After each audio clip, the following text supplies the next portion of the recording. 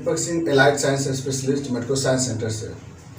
आज हम एक बायोकेमिस्ट्री का मिनरल से एक टॉपिक डील कर रहे हैं, मैग्नीशियम। मैग्नीशियम जैसा कि हम जानते हैं कि यह एक इम्पोर्टेंट मिनरल है, एक अल्कली मेटल है ये। और ये ऐसे मैग्नीशियम के बारे में जानते हैं कि ये 12 एटॉमिक नंबर का ये एलिमेंट है, वैलेंसी इसका +2 होता है। मैग्नीशियम ऐसे यह एलिमेंट हमारे बॉडी के लिए बहुत इम्पोर्टेंट है। डेली रिक्वायरमेंट हमें इसकी आवश्यकता पड़ती है। जैसे चिल्ड्रन में लगभग 425 मिलीग्राम पर डे की आवश्यकता पड़ती है इसमें। और एडल्ट में इसकी आवश्यकता 450 मिलीग्राम पर डे की आवश्यकता पड़ती है ये। तो यानी कि लगभग वही 400 से लेकर के और 450 के बीच में एक नॉर्मल पर्सन को आवश्यकता पड़ता है पर डे इस मैग्नीशियम की। बॉडी में अगर रेगुलेशन की बात चलेंगे तो ब्लड में इसका जो ब्लड में नॉर्मल रेंज ब्लड में इसका होता है 1.2 से लेकर के 2.3 mg/dl। ये ब्लड में इसका वैल्यू है जो उतना होना चाहिए। यानी कैल्शियम से इसका वैल्यू, कैल्शियम का वैल्यू से इसका वैल्यू कम होता है। कैल्शियम का होता है 8.5 से लेकर के 11.5 mg/dl। तो मैग्नीशियम की उससे कम इसकी आवश्यकता होती है ब्लड में रेंज में। अब इसकी बात चलते हैं इसका कि रिक्वायरमेंट इसकी क्या क्या जरूरत पड़ती, कैसे कहाँ से मिलता है ये।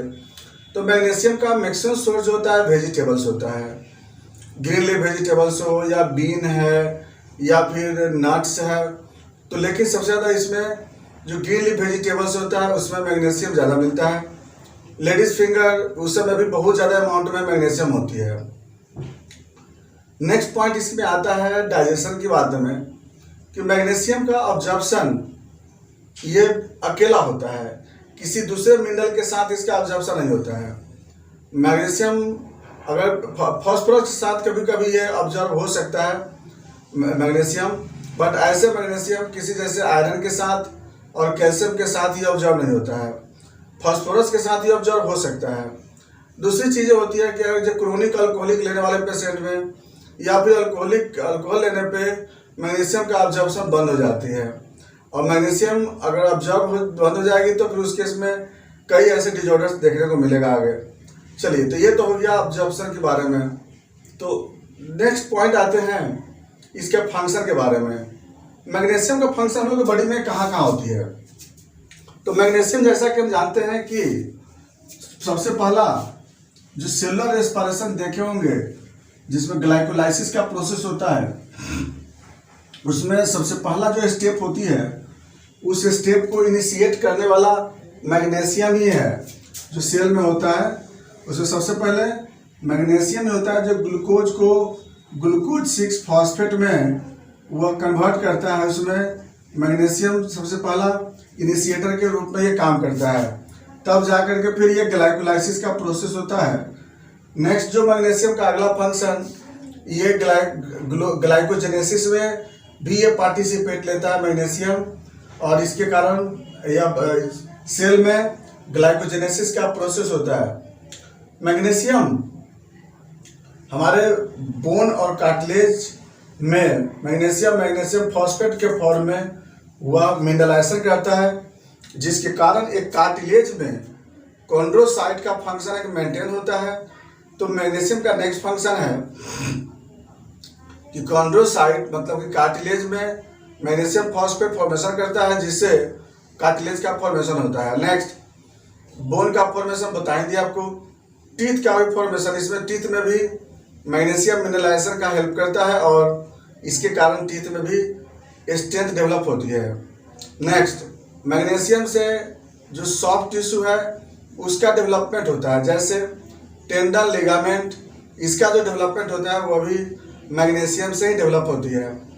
नेक्स्ट मैग्नीशियम मसल्स कंट्रैक्शन में भी हेल्प करता है। एक्टिन और मायोसिन के फाइबर में मैग्नीशियम का बहुत बड़ा रोल है, जो मैग्नीशियम से एक्टिन मायोसिन का डेवलपमेंट भी होता है।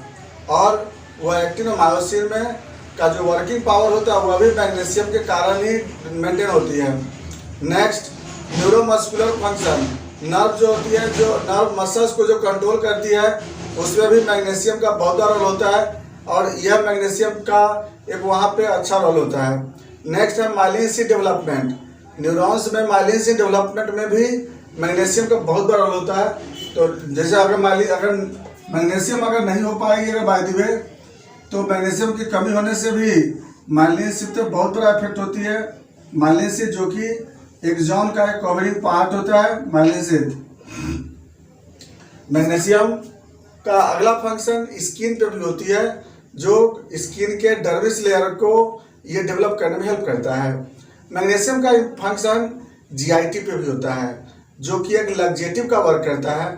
मैग्नीशियम से पेरिस्टाल्टिक मूवमेंट भी कंट्रोल होता है और इसीलिए मैग्नीशियम में देखे होंगे बहुत जो एनिमा वगैरह जो रहता है उसमें मैग्नीशियम सल्फेट ही रहता है उसमें, जो कि पेरिस्टाल्टिक मूवमेंट को मेंटेन करता है। तो इससे जो होता है कंस्टिपेशन नहीं हो पाता है। खैर, तो मैग्नीशियम का ये सब फंक्शन ब्रेन पे फंक्शन है। Brain function muscles, tendon, ligament, bone, cartilage, ये सब पे मैग्नीशियम का बहुत अच्छा रोल है। नेक्स्ट फंक्शन है मेमोरी को स्ट्रॉन्ग करता है मैग्नीशियम, यानी कि मेमोरी मतलब कि सेरेब्रल कॉर्टेक्स और हिपोकैम्पस को यह स्टिमुलेट करता है मैग्नीशियम, उसके फंक्शन को स्टिमुलेट करता है।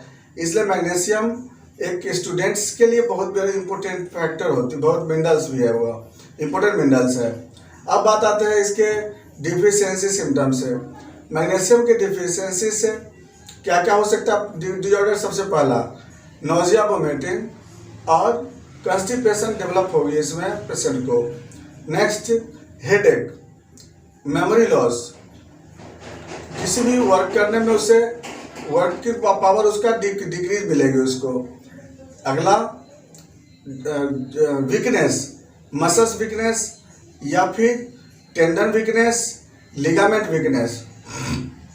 Next, joint pain, muscular pain, यह भी मैग्नीशियम की कमी से जल्दी डेवलप होता है ये। नेक्स्ट फंक्शन, हेयर लॉस या फिर अबनॉर्मल स्ट्रक्चर ऑफ नेल, तो यह फंक्शन भी जनरली यह डिजॉर्डर्स भी मैग्नीशियम के डिजॉर्डर से जल्दी देखने को मिलता है। नेक्स्ट डिजॉर्डर्स, समटाइम्स डिजॉर्डर्स इन जीआईटी, इसमें भी यह जो होता है जीआईटी के फंक्शन को क्या करता है, वह डिक्रीज करता है। उसके बाद next function disorders in decrease intero hormone synthesis, intero hormone का सिंथेसिस भी इसकी वजह से डिक्रीज होती है। नेक्स्ट फंक्शन मैग्नीशियम की वजह से आपका जो लीवर फंक्शन है इसमें भी कभी कभी डिफॉर्मिटी डेवलप मिल जाती है। ये था मेरा मैग्नीशियम और मैग्नीशियम का ये डिफिशियंसी सिम्टम। बाकी बात हम लोग नेक्स्ट वीडियो फिर चलते हैं।